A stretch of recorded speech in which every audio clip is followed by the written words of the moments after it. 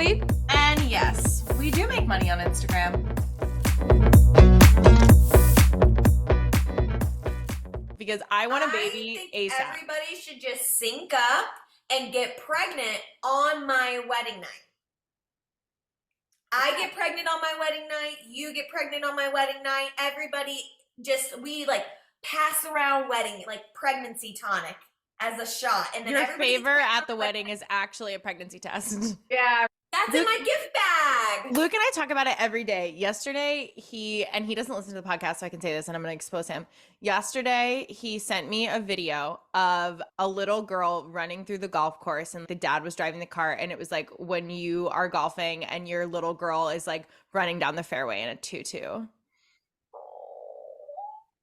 And see, like John sends me like whenever your child's like body surfing at the rock show, and when they put the little babies with the like, big muffs, and they're like, yeah. Barb, where are you at with babies? Yeah, no, I'm like horrified. And I think I'm the oldest one here. Horrified, don't want them at all. It's so weird because pre-marriage, I really wanted them. And then the moment I got married, I was like, now that it's actually, obviously I could have always had a child, but like now that like it's actually here and to do it, I'm just like, very, like, I have the opposite. I am holding like, I see on babies to the and last couple of years. I'm like, let me be selfish. I want to be selfish because I was stupid and selfish in my early 20s. So now I want to be smart. That's how I feel. That I was dumb and now I'm like smart and like I have more money. Like Chris and I were just like, we're dinks, as everyone here in this room is right now. And I'm just like, I'm good with being a dink. Yes, but see, Chris and I thought have a baby tomorrow. So I thought you moved because you were thinking about having a baby and you wanted extra space for a baby, but I'm now proven wrong. See, now she called that extra space, and she said I could have a closet, and I could have a shoe closet, which you did, right? You built a whole ass massive closet. It was there when we got there, but nothing rivals your closet though. But yeah, it was there when we got there. My closet, man. I know. And yes, we got the house for a number of reasons, one of which is so we can grow into it. I've always wanted to be a mom. It's just weird because now the time is here where I could be a mom and I don't want to be a mom. So I don't know. Honestly, I think it's a mental thing. I think there's like something inside of me I should see a therapist. I hear you on that. I hear you on that. Listen, no, honestly, everybody in their own time. Because I feel like, is it possible that Curls Monthly is your baby? Yeah, no, 100%. I think also too, I have so much creative force in that right now. And I have so many other ideas that I want to do. And I just want that to be like great and floating and like completely self-sufficient and then have a baby. I agree. Yes. No, I don't think there's anything wrong in being like, I actually want to feel ready. I mean, there's no such thing as ready. And I'm like, I get that. But also, I would like to have some semblance. Yeah. Just a tad. Just for a sure. tad. And it's different for everyone. It like, I'm telling you every single, like, I don't have a friend who doesn't have a child right now. So it's really like me on my own, but I just, I can't like shake the feeling. Nobody on your team has a kid though, right? No. Do you realize by us all talking about this right now, our periods are in our ovulation? Yeah. Well, Chloe, you and I are already synced. Oh, happy period week then. Unless then we're not synced anymore. I'm like starting PMS. Like I'll get my period in 10 days, 7 days. Oh, girl, I'm in the thick of it. The thick of it. Enough period. I'm so over it. It just hurts so much. Yeah. And Luke, I don't get how it can hurt that much. I'm like, asshole, fucking hurts. I know. I saw a TikTok that was like, when you realize that you still have 30 more years of periods and you're like, you just ruined my day. All right. I'm glad that we started with this conversation. Bring me back around. Give me something. This is a great way to start a Monday. So we are so excited to have Barbie from Curl Vitality / Curls Monthly back on the podcast. And the last time that she was here, she was just launching her baby, Curls Monthly, was just a few months in, completely transitioning her business. And now it has exploded, which I remember this, I'm going to expose myself. When you were on here last time, you were talking about like potential monetary growth. And I literally sat here and crunched numbers. And I was like, if this monthly growth is real, this is how much money this company will be like grossing. And I'm sure that you have far surpassed whatever that expectation was like 6 or 7 months ago. So I am so excited to talk about the next generation of moneymakers in terms of two things: growing a subscription online, and obviously the hair industry. So just to give our listeners and moneymakers a recap, how was Curls Monthly born? Why did you decide to shift your business? And just what has the journey been this past 9-10 months? 13. Holy shit, Yeah. 13? Yeah. Oh, time Yeah. flies. I know. Yeah. So I started Curl Vitality, which was my first curl business in 2020. Emma was actually one of the first people I told it about too. And she's very So supportive. honored. You can go back to the first podcast. I'm sure I'll we talked never about forget. a lot in there. But so I started doing that, and I was doing basically one-to-one curl coaching, and I was marketing the one-to-one curl coaching on TikTok and on Instagram, and through marketing it and doing lots of like educational videos, I was able to build up an audience through there. And that led to other opportunities and other obviously money-making opportunities as well. So I would say I'm like an accidental influencer, which is so funny because I definitely used to be an influencer hater. So silly. Weren't we all? Yes. We and it's jealousy. 100% just stems in jealousy every single time. So Completely anyway, agree. but yeah, so accidental influencer fell into my lap, but it makes honestly so much sense for who I am and everything. Like I was literally born to do that. So makes sense. But anyway, You born to be in front of a camera? What? yeah, I think I was born to be in front of a camera. I think I was born to make videos. I've been making like videos, home videos since I was like, I don't know, 10. I have so many YouTube videos in the depths of YouTube of really embarrassing things, but whatever. So throughout the 2 years I was doing curl coaching, we got thousands of curl coaching applications, and we kept raising the price and got to a certain point where it's, yeah, I can keep raising the price and I can keep like charging my worth. But at a certain point, I really only felt okay with charging a certain $1,000 worth of money. Of Like course. it's worth that. But at a certain point, it is just, you can't, you know what I mean? You can't be You charging. have to know your audience. Yeah, exactly. Yeah. What will people pay for? Blah, blah, blah. And simultaneously, I really burnt myself out with curl coaching clients. Like I was very in a fight or flight, AKA I like started Curl Vitality after a very big traumatic event in my life happened. So I was definitely in fight mode. And that fight mode manifested itself into overworking and taking way too many clients and thinking that if I didn't take this client, if I didn't say yes to every client, I was going to be broke and everything was going to fall away and blah, blah, blah, blah, blah. I know everyone, I'm sure listening. So I had this one like literal come to Jesus day where it was like, I want to say April or June last year. So April or June 2022. And I I know we have all had these moments too, where just, what am I doing? What is my purpose? I hate this. Yes, on paper, I'm successful and all this stuff, but I literally hate my day to day. When I get on calls with clients, I like dread it because I'm really extroverted, but I'm actually really an introvert. Like I'm just an outgoing introvert. And Ambivert, whatever they call it these days. I don't know. I believe that is in fact the correct title, Chloe. Congrats. Yay! yes, that's me to a T. And I would get off these calls and I'd be so drained. I would have no energy for my fiance. I would have no energy for anyone in my life. So I just was like, something had to give. And there was definitely one day that I just cried for 5 hours, more or less. And just something felt really off, was calling like kind of other friends I have in business. I didn't know what to do. I didn't know what to do. Literally was like in prayer, trying to figure out what I was doing with my life. And then the idea of Curls Monthly came to me. I didn't know the name at that point, but like curly hair subscription service. And that's like how I roll. And I just was like, all right, balls to the wall, went in and I like the next day, at this point I had a team of 2 full-time workers, and I like told them like, hey guys, all of those email funnels that we were working on last week for curl coaching, all of those, like, we're going to nix all of that.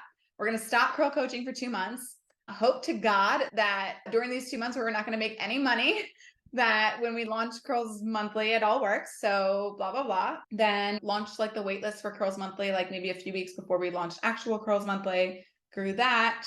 And then, yeah, Curls Monthly was born. And basically, I just wanted to create a way that was a lot less expensive. Subscription models are obviously great because it's income guaranteed every month, and just a way for people to be able to try things that they wouldn't normally be able to try. I think a lot of people think that whatever is at CVS is all of our options, but there's so brands. Like there's too many curl brands. People are always like, why don't you start a curl brand? I'm like, the world does not need another curl brand. It's like gross how many there are. So despite we are able to showcase really great small brands, Black owned brands, like all these like really great brands that you wouldn't have heard of, and be able to support them and send them out to our subscribers each month to be able to try. So that's where it all came from. I feel like the last time we talked, I didn't have my curls out, and I was like, this is what happens. I was like, don't have the curls, but I totally feel on the overwhelming amount of product and just the overwhelming amount of decisions. I think Emma just posted about how many decisions people have to make in a day. And hair is one of those things, to go on a little bit of tangent with a personal story. I was one of those girls that straightened and she just burned their hair to straighten out their curls for probably the first 15 to 18 years of my life. Like, I was the one that did the ramen noodle curls with the olive gel and then straightened just her bangs, pinned them back. I did that. And whenever with the way social media affects, especially the hair industry, I remember the first time I started really hearing even about a curly hair routine. Or whenever I started learning that the hair care that I should be doing is not the exact hair care that Emma's doing. Or all my friends had beautiful, long, thick, straight hair. And I had maybe shorter but layers of curly, thin hair. And I was like, I remember whenever Mane and Tail tried to use that brand, I was like, why isn't this working in my itty bitty strands of hair? Oh, because I don't have thick hair. But where you learn these things from your friends, and then social media comes on and we have I can go and search up hair care routine. I can go and search up curly hairstyles, and just the overwhelming sense of, oh, now I have options. So I'm so excited about the subscription service because like you said, it's nice to be able to try things out with knowing though that it's not like going to TJ Maxx and grabbing whatever is on sale on the shelf. I'm grabbing something that has been signed off by the curl queen herself. Yes. Right. I would also like to add in here a piggyback question of the death of Curl Vitality and the birth of its Barbie doll. Yeah. Yeah, basically with Curl Vitality, when we knew that we were going to open Curls Monthly, remember I said we had the 2 months where we didn't take any clients, which was very scary. But I also had evergreen stuff. So I had guides and stuff that we were pushing during that time. But yeah, honestly, I never really killed Curl Vitality. It was really a gradual thing. And honestly, a big thing that helps me with taking risks is I had this coach one time walk me through this, and just actually thinking about what the actual worst case scenario is of any given worst case scenario. So, okay, I'm starting Curls Monthly. All right, what is the actual worst case scenario that happens? Oh, it doesn't work and I can just go back to curl coaching in a much more sustainable way. Okay, fine. I think that, so I never really completely close it down. Very more gradually we're closing it down. I changed my names. We don't use that website at all anymore. We still have that website for our freebies page and stuff. It's more been a gradual close it down. And I think there is still room in the world to do the curl coaching and stuff like that. If I'm ever feeling zesty about it, or if I ever want to make extra money. Yes, That's the beauty of it all. If you ever want or need money, you can throw something out there. Okay, so explain to us the structure of Curls Monthly now, because I know it has changed since the last time we talked to you. So are you talking like employees? Or are you talking? Let's talk employees. Let's talk signups, because I know signups are different now. If you want to talk about customer journey, if you want to talk about money, if you want to talk about expected growth, the floor is yours for how open you want to be about this. We love the dirty details. Our money makers love the dirty details. And we love obviously empowering women to talk about finances. So as deep as you want to go in this, but I would love to absolutely hear about the structure of the business, the structure of the subscription itself.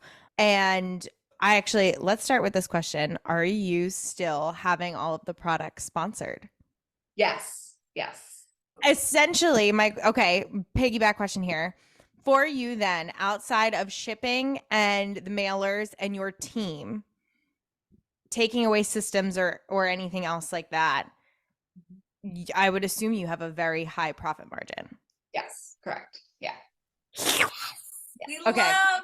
All right. Take us through. Let's start with. Oh, go ahead. My CPA, every time I'm on a call with her, she's like, Barbara, she's always just like, this is crazy. I've never seen this before. She's the sweetest lady. Yeah.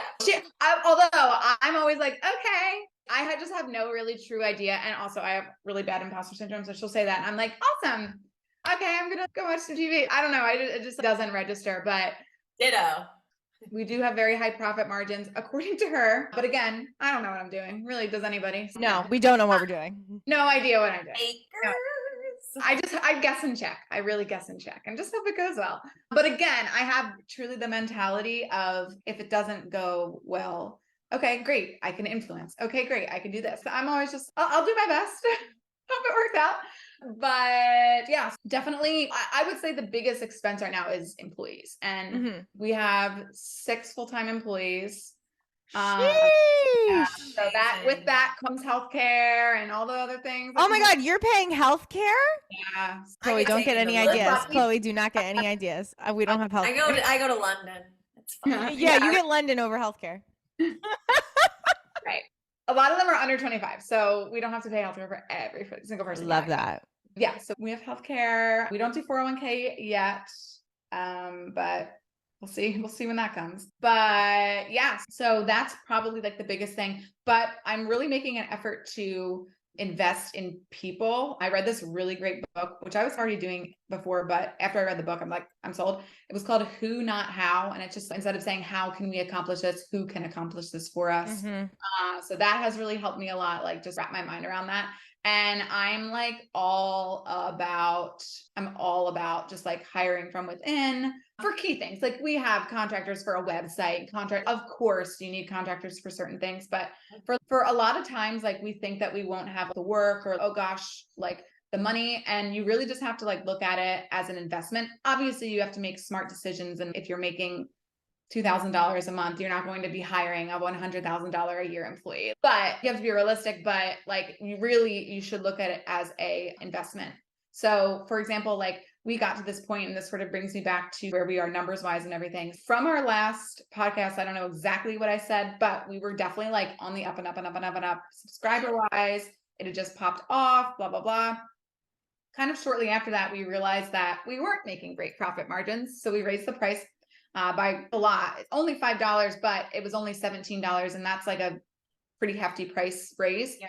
But it was the type of thing, it was like, we can either like slowly raise the price or just freaking rip the Band-Aid off. And if you want to be here, you want to be here. So we ripped the Band-Aid off, made it $22 a month, which I still think is a great price. It's significantly less than other subscriptions as well. Yeah. But fucking booty bag up theirs till 30, and I canceled that shit so fast. Yeah, shipping is just, and shipping is an insane cost. Shipping is just, it depends on how much your package weighs and everything, but it really, freaking USPS, I'm paying some salaries for them, like feeding families to USPS, but yeah, so with the subscriber base and everything, we did in January raise the price. Definitely we lost a good amount. Like we lost probably 800 subscribers. Totally. We knew that was going to happen. Yeah. And also we were still making more money anyway, because of the price raise, and we were profitable. So we're like, can I ask how many subscribers you have? Yeah. So getting to that. Okay. I want that number, because if you're like, oh, we lost 800 and we were fine, I'm like, this number is a lot bigger Yeah. than I anticipated. I don't know. So at our height ever, we had probably 4,500. That was like the most we ever had at one time. Sheesh. And then now we've been floating basically the whole year. We've been plateauing around like the 3,100 mark. Good and bad, right? Because we're being completely transparent here. Great, because hey, that's income that's coming every month. We know exactly it. Sometimes businesses like pray for sustainability. Great. So we have that. But obviously we like haven't been growing. Yeah. We're like leveling off. So obviously from there, and this kind of brings me back to like people, what we've been trying to do. Now, granted, I always also give myself grace because in that time I got married. Yes. I also just moved. Like you have to give yourself grace. We have such a small team, blah, blah, blah, blah, blah. But, and also we have launched like the past mailers and our starter packs. So we have that adds lots of orders per month on top of the subscription, blah, blah, blah. Yeah, basically we're at a certain point. And I think it's because, I know it's because we haven't done any paid advertising. We've done all organic reach and it's all been my organic reach. I am basically responsible for every single video, making every single ad, quote unquote ad, making every single way and funnel for people to get into Curls Monthly. So what we're working on right now, I just hired a TikTok content creator for Curls Monthly, and basically to like a full-time person to literally just like mold and run that TikTok. And I got to a point, and speaking of like investing in employees, where I was like, okay, like I could spend a person's salary on paid ads per year, or I could spend a person's salary and hire somebody who can make TikTok go. And we've had just such insane success from TikTok already, blah, blah, blah, blah, blah, blah, blah. Let's try that out. So that's what we're trying. But yeah, that's where we're at. We're on like, with everything and all that is done, we're on track to make 1.3 million this year. So cannot complain about like within the first year. Happy about that. Yeah. So happy about that. Ain't nobody complaining. Okay, I have a ton of questions. First of all, pop the fuck off, sis. That's unreal. Unreal. Congratulations to you. Snaps all around. That is batshit crazy. Okay, rapid fire, a couple questions. Are you still doing paid collabs on It's Barbie Dough? No. Although, no, but I'm tiptoeing down there with the clothes stuff. So no, but. Yes, I want to get to that later too. What are the titles of your team members? So there's me, CEO, then we have director of marketing, then we have director of brand partnerships, then we have our program manager, then we have our TikTok content creator, then we have our executive assistant. I think that's everyone for this. That's 6. What does a program manager do for a Curly subscription? Yeah, I couldn't think of a title for her. So.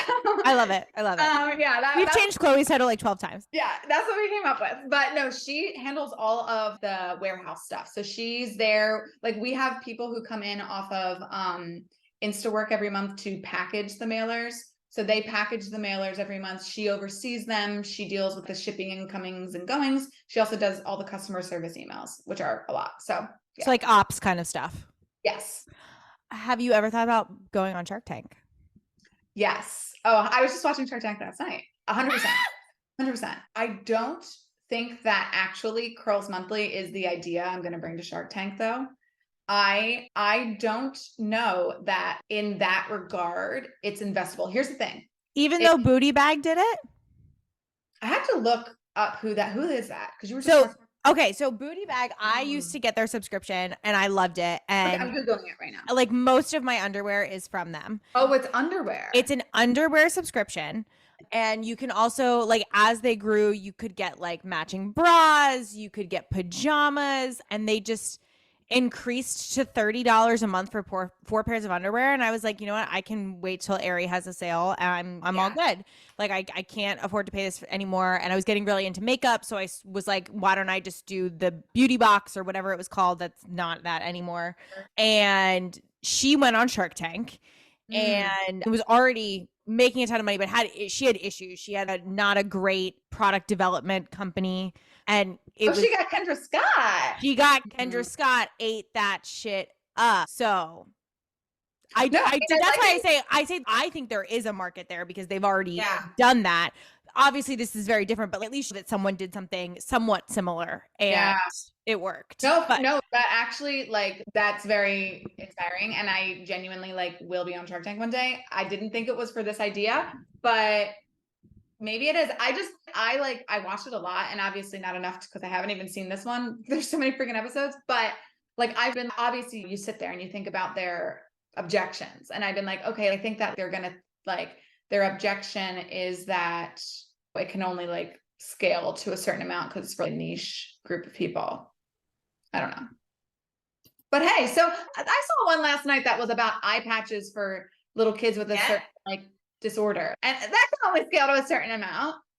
Yeah. listen, I tell every curly girly in my life about you, and I find more and more of them, and I've learned so much from you, and my hair has changed a lot. I have not gone down the curly journey yet. I need to, because it's definitely there, but people's hair changes over time, and I think that this is such a beneficial service for people who are like, I don't know what the fuck to do with my changing hair. Even I think something, I'm gonna give you my unsolicited advice. Something like, I know it now, October is Cancer Awareness Month in general, not Breast Cancer Awareness Month, but everybody that I know that has had breast cancer, their hair comes in curly after they lose all their hair. And they're like, I don't know what to do with my hair. So Curls Monthly and breast cancer awareness, like, could be a really cool thing. Yeah, for sure. I love that. Do I have any more rapid fire questions? Chloe, do you have any more rapid fire questions? I'm just thinking about how I haven't washed my hair in a couple days. Oh, I haven't washed my hair in a couple days either. I have a wash day after this. Okay, wait, let's talk about, because you said watch day. What does a typical day in your life look like? Are you working a lot? Are you not working a lot? Is it just like an ebb and flow? Some days are crazy, some days are chill. And what do like open days look like? And this is the part of Curls Monthly that I haven't wrapped my head around yet, which is now it opens on a specific date. Yeah.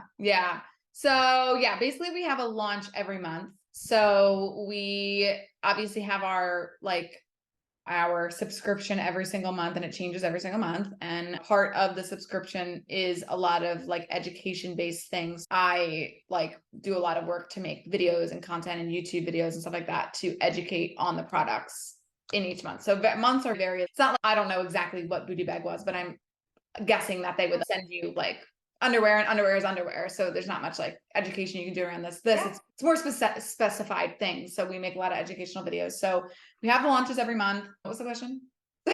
Fuck, what was my question? It was a good question.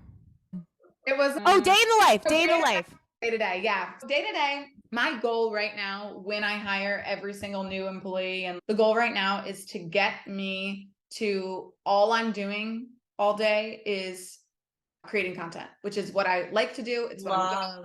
It's like where my, what's that? Like my strength or whatever. There's like a word. It's like where my like superpower is. There are definitely more days than not where that's all I'm doing all day, which is great. And I have fun with it. It doesn't feel like work to me. It's like very enjoyable. So that I would say is like 70% of my job. Then of course we have probably 20% of just managing people. And that's definitely a hire that I'm looking to do early next year, is to manage everyone so I don't have to do it. And then the other 10% is everything else, just like taxes and those type of things. But yeah, that's basically what an everyday looks like. I have so many other like curl business ideas, like they're freaking on the tip of my tongue. I like want so badly just like to have the time to open up, which is something. Okay, so here's what I think about Curls Monthly too, is that so right now all of the products, which is incredible, are like sponsored and gifted, and in return I create for them videos.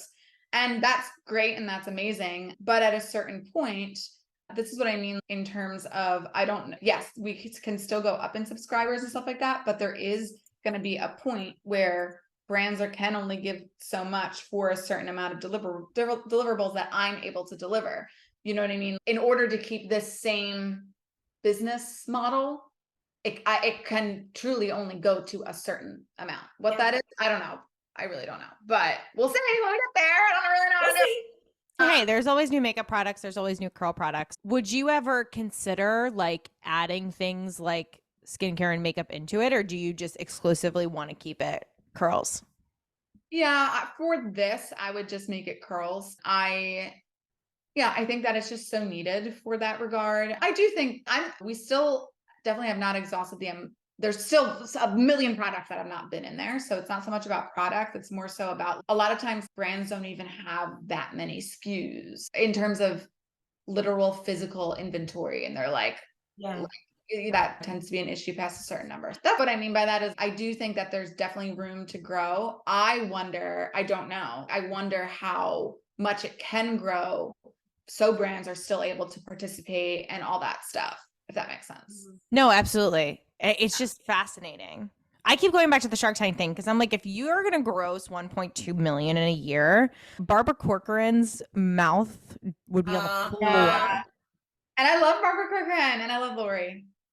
It's just, it's mind boggling Yeah. that you were able, but also not mind boggling because you were really good at content creation. You built a strong brand. Did you see any shift in expert positioning when you changed from Curl Vitality to It's Barbie Dell? Because when you saw that like Curls Monthly by Curl Vitality, you had this massive following, it made sense. And obviously people knew that you were Barbara, but now it's your personal brand. So did you see any shift in the reception? Honestly, no. And I had been thinking about doing the Curl Vitality shift for a year plus before it happened. And it was always like, oh, people know me as that. Everything like that could pop into my head. Obviously had popped into my head. And then I saw this TikTok of some girl on TikTok who has millions of followers. And she was like, if you have a name, like her name was like that pineapple girl, like that pineapple girl, I literally just changed my name and nothing in my life has changed. Not a single thing. People still find my thing. Literally nothing has changed. Just change the name. That's reassuring. Yeah. Yeah. So I just did it. And obviously a few people were like, oh, notice the name change. But besides that, like really nothing. And I wanted to do it mainly because I stopped taking any partnerships in terms of hair care because it would be competing with myself almost at a certain point. I'm not going to sit here and take a brand partnership for Suave when I have this whole entire why am I going to say that's the best product when really Curls Monthly is the best product? Right. You know what I mean? Like it's just contradicting myself. So I stopped doing all hair care stuff. And then I started doing more like clothes and fashion and stuff. And then I was thinking like, why would people follow somebody named Curl Vitality if they're trying to find fashion but like there's like a million reasons, but I definitely don't regret it. I definitely also just think as well as I grow, I definitely want to just be known more as like a businesswoman and like more as like my name. And people wouldn't even know my name. And people would see me on the street. They'd be like, Curl Vitality. Wait, what's your name? They wouldn't even. So it's just, building that brand and know this is my name, you know? Yeah. Do we want to talk about the fashion shift? Because I feel like this came out of nowhere. Obviously, you're so passionate about it, but it's just so different. And so I'm so curious to hear what was the catalyst for that and how the reception has been. I know that it has been a little bit of a rocky road here and there because people are fucking assholes. But tell us more about this. Yeah, it came. So if you don't know, I make content for quote unquote romantic body types, which basically it came about because I saw all over TikTok, like all about the kitty body chart and all this. And it was definitely like something, it was one of those things that I was like, I finally felt like her, oh my gosh, that is me. Yeah. And then I was like, I kept Googling, aka TikToking, searching for people like romantic body fashion, romantic body styles, nothing would ever come up. So it was really that type of thing. Like, I'll do it. Like, no one else is doing it. Like, I'll figure it out. So I've just been figuring it out as I go. But yeah, I love clothes. And like, that's always been a big part of me. Like, I love them. Yeah, it felt just like genuine. I posted one. It went like mad. It got 3 million views, the first one. So I was like, oh, okay, I guess I'll start doing this like more and just keep posting. And yeah, honestly, like one of my business ventures and goals is I really want to create a online boutique for romantic body types. So I love that. You see a lot. I beat that the fuck up. I know. I see a lot of creators. I feel like creators have to walk this, especially with creative businesses. We have to walk like this weird line of be known for something, have your thing. And then it's also, but show all of you. show your personality. So it's, honey, I've got 5. So which one do you want me showing up with today? I feel like what you're talking about is you just steadfastly doing and treading that line of, yes, I am very successful and I know my ish about this, but I also can take you on a journey of this. So what gave you, I know you said like you got that one, you saw that one TikTok or that one video, and I love the signs like that, but what gave you the confidence, or what gave you like the push? What was the final thing that was like, no, I'm just doing this? Honestly, a big thing is that creatively, you can only talk about a certain subject before you just, and I'm posting 8 videos a day. I'm making a lot of content. And I think a big thing is the curls I have to do because we have to make videos for Curls Monthly and things like that. And the romantic body type stuff is more like stuff that I enjoy. And also like to a certain degree, and I've talked about this before, and every single curl influencer feels the same way whenever I talk to them, is like, curls are not my entire life at all. Like a lot of days my hair looks like this, and I'm very passionate about taking care of them. I don't do bad things to them. I'm not like preaching. Your entire life isn't just your hair? Yeah. What? Yeah. Concept. I know. So just like showing that other side of me. And honestly, really in the end, it's all about, to me, what my goals are is growing that personal brand. And I think like curls are a part of my personal brand. Romantic body content is a part of my personal brand. And it's just, it's more like feeding into that than being so niche down, because I have Curls Monthly for that.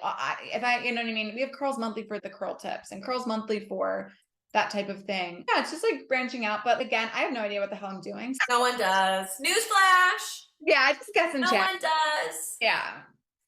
So I have a question. I know that you do a few commercials here and there, but would you ever go back to acting, even if it's just for fun?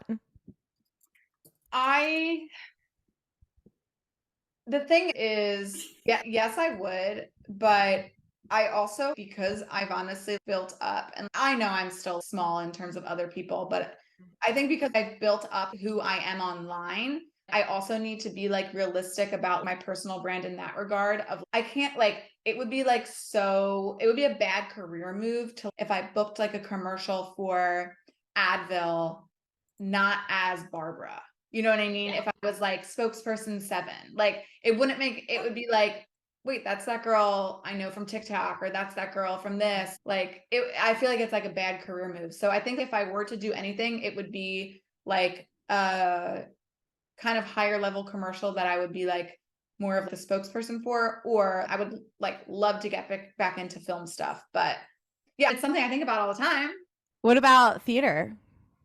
Honestly, probably not. I truly, honestly don't sing at all anymore. I don't dance. I think my talent has dwindled in that department. Do you miss it? When I see shows, I do miss it. Yeah. But I don't anymore long for it. I like that approach. I like that reflection. Yeah. But yeah, I miss it. And it's like a huge part of me. And it just isn't, it was my dream at one point. And I got to a certain point with that where I was like, okay, the best I could ever do in my career is working every single night and weekend and being on Broadway. And then like, you're not even guaranteed like anything after that. Like that to me just like ended up being like, that's just not my goals. When you run a $1.2 million company, how could you even think about going back to a broke actor life? There's just so many juicy freaking nuggets that I think people can take away from this episode about scaling your business, about starting a product-based business. Because I know I hear from people who are agency owners all the time and service providers that they want to start a product-based business. Most people are like, I want to start a bathing suit line. And I'm like, okay, go do it. Why not? So to wrap us up, let's run with that. What would be your best advice to someone who would like to start a second business that is product-based? Probably number one, what's like the quote, if your customers are asking for something, you never have to sell something a day in your life. I think for me, people were asking for a solution to things like this. In that regard, like just quote unquote, do your research in that regard. Obviously, the less competitors, the better. that's going to equal easier success. Definitely. I always say this, no matter what, and most likely if you're listening to this, you already know this, but no matter what your career is or path is, just building a personal brand of some sort, building a following of some sort, big or small, like that really helps. And then that same type of thing, like we're really doing a lot of the romantic body content in mind that I want to launch eventually a business for romantic body type. So again, you're always pre-launching. So even if that bathing suit idea is in the back of your head, like maybe it won't happen for 3 years, but for the next 3 years, build an audience trying on bathing suits. So I love that. You're always no, that's brilliant. It's like you're always auditioning, but you're always pre-launching. Yeah. All right. I want to do one more rapid fire round. Question number 1. How many years do you think it's going to take to get on the Allure Best of Beauty list? Ooh, I just got chills when you said that. Yeah, I would think so too. What do you think your next hire is going to be?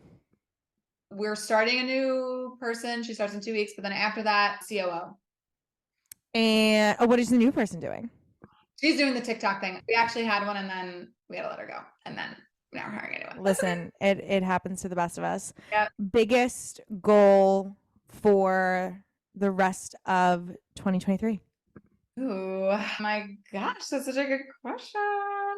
Probably growing that TikTok account, growing the Curls Monthly TikTok account and being able to really scale from there. TikTok shop is such a huge thing right now. So really leveraging that momentum and scaling from there. And we really want to hit 4,000 by the end of the year, which is completely doable if we play. How long till your personal account hits 1 million? Ooh, I don't know. My TikTok has really been very plateaued for 3 months. I'm really hoping by the end of this year, but TikTok is at any given day, on any given moment, I'm one video away from hitting 1 million. It's just so damn close. 90. It's a 90K. Yeah. So damn close. Okay. I don't know. If you have an idea, please let me know. 2 more questions. 1, your hot take on the Dyson, because I know you have one. It makes a weird noise. Don't love it. And lastly, what are your thoughts on Taylor Swift and Travis Kelce? Ooh, love them. I do love them together. I'm like actually really here for it. I think it's fun. I think it's cheeky. I think it's like it's something different for her. Yeah, I'm a stan. I stand. You know what it is? I think she likes being picked up. And who doesn't? Who doesn't? She's a tall girl. She wants to be picked up. Do you not like them, Mama? Here's the deal. I just have a lot of thoughts on the subject, and I'm pissed off because it's just the Travis Kelce bandwagon right now. And what frustrates me is that I'm an actual football fan. Yeah. Fucking love the Eagles. I was screaming bloody murder at my TV yesterday. And most people know this about me. All my close friends know this about me. Yes, Chloe, I am going to say this on the podcast. My hall pass is both Kelce brothers at once. And so I'm fucking annoyed that all of these bandwagon bitches are like, Travis. And I'm like, y'all, I've been here for a hot minute. I listen to their podcast. Like, I have been a stan of these two motherfuckers for so long, and y'all are swooping in here, fake ass fans, and it pisses me off. Are you a big Taylor fan? No. Yeah, no. I didn't think so. I'm not either. That's why. I have strong feelings about her. I literally texted Chloe last night and I was like, can we please do an episode? Because I've watched some really interesting videos about the PR behind it. Yeah, see, I'm not a Taylor fan. Yeah, I've watched a lot of videos about the PR behind it, and I think it's just a fascinating conversation from a marketing perspective. And like literally the Meadowlands last night looked like the Eras Tour. Like it was insane. And like the video in question is a Jason Tartick video from The Bachelor. I love it. He did such a brilliant deep dive into it. And so I have just a lot of thoughts on it. And I'm just a Kelce Brothers stan. And I'm pissed off that all these like fair weather fans are now jumping on this bandwagon. And I've been sitting here for a long time. So it just annoys me. I'm excited for the second Christmas album. Speaking of the Kelce Brothers. Oh my God, are they doing a second one? Yeah, they're doing a second one this year. Thank fucking God, because I listen to that shit on repeat. I know. It's the best Christmas album to ever exist. Ever. I love the Eagles. Chloe has learned this I And you know what's so Love the funny? Eagles. I moved to Missouri, so technically You should be a Chiefs fan. I should be a Chiefs fan. Where are you from originally? I'm from Southern Illinois originally. We went for the LA Rams. Or it was the St. Louis Rams before it became the LA Rams. And then everybody went over, like all of us just said, okay, now we're going to Kansas City. And so I'm like, I technically am, but I've been living in Texas, living in Alabama, living somewhere else. So now I'm coming back and I'm like, dang it, everybody's going to think that I don't have a brain for myself. And they're going to think I started rooting for the Kansas City Chiefs because of that. But so just be an Eagles fan. I should be, honestly, for as much as I know. Like, we always joke, like, our team just knows Philly now. And none of us are from Philly. So I'm like, I'm going to claim the Kelsey brothers is what I'm going to claim. That correct answer. And Mr. Cooch. Mr. Cooch. Oh, Mr. Cooch. Mr. Cooch. Allison Cooch's husband, Isaac? Yes. On the Raiders, I believe. You don't know Allison Cooch? Allison Cooch, she was on Tart Island season 2, I believe. And she started out making these really funny videos because she was like, oh, my husband's 9-to-5 like corporate job is he's a professional NFL football player, and she somehow became like this really big influencer. And so the joke is that he's Mr. Cooch. So funny that's how you say their last name. Like because at first I was like, Chloe, we're talking about cooches today, what? And I was like, wait, I know what you're talking about. We started the episode talking about coochies, and then did he play for the Raiders? He might play for the Raiders. Yeah. And that's one of the other funny things where they're like explaining all these videos that are mansplaining football to girls, which also piss me off. They're like, here's Mr. Cooch, because like girls know Allison Cooch. Anyway, okay, we have derailed. Ending with, we love the Kelsey brothers. And if you're on the bandwagon, I'm irked at you. But that's next week's podcast episode because I have a lot of thoughts about it. Barbara, thank you for coming on a second time. And I honestly, a year from now, I want you on again. And I want to talk about another year of Curls Monthly and when your boutique will be born and who knows? all the exciting things. Tell the people where they can find you. They can find me on TikTok and Instagram at It's Barbie Dell, and then TikTok and Instagram at Curls Monthly. And if you are a curly girl, what the fuck are you doing? Go subscribe. It's a brilliant business model. Brilliant products that actually fucking work, and lots of really cool collabs as well. I think the collab that you just did was so brilliant. So go hang out with our girl Barbie, and she'll be back in a year. You'll be sticking around with us because why would you stop listening to Yes I Make Money? Make sure you subscribe, follow us on Instagram at Yes I Make Money, and of course leave a review. Why none of y'all bitches have left us a review, I don't know, but maybe the first person who does will get a gift from us. Maybe. I don't know. I'm always throwing out nice things. All right, y'all. We'll catch you on the flip side. See you on Wednesday's Weekly Crash. Bye.